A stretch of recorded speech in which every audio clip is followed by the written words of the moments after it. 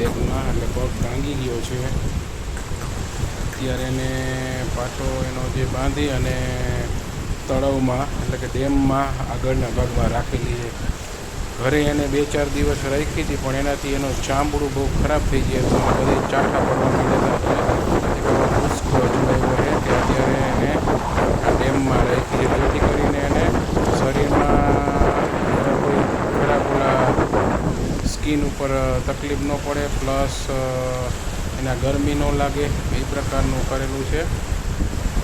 આના માટે બહુ કેર લેવી પડે. અત્યારે એને તમે જોઈ શકો છો, આ બધા ચાંબા થઈ ગયેલા હતા ઘરે હતા, પણ અહીંયા રાખી 2-3 દિવસ થયા તો બહુ સરસ થઈ ગયું છે બધું એને ચામડું. અને ખવડાવવા માટે થોડીક એને તકલીફ પડે, પણ અહીંયા બેસીને એને ખવડાવવું પડે, એક વસ્તુ દઈ દઈને મોઢામાં દઈ દે, પણ એ લોકો મેનેજમેન્ટ કરી લે છે.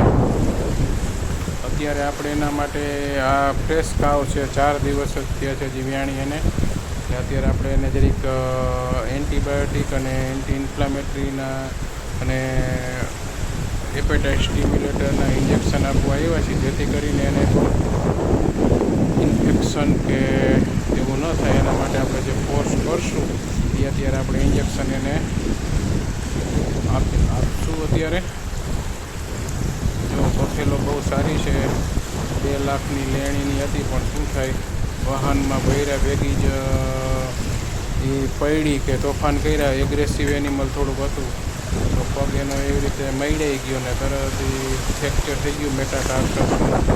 એટલે જે પાછલા પગમાં જે ગોઠણથી નીચેનો ભાગ હોય ને એમાંથી ભાંગી ગયો છે. અત્યારે એને બંબુ સ્ટિકથી આખો વ્યવસ્થિત પહેલાં બેન્ડેજિંગ કરી બંબુ સ્ટિકથી બાંધી અને માથે એવો લોખંડના ચાપડાથી ભીડો આપેલો છે.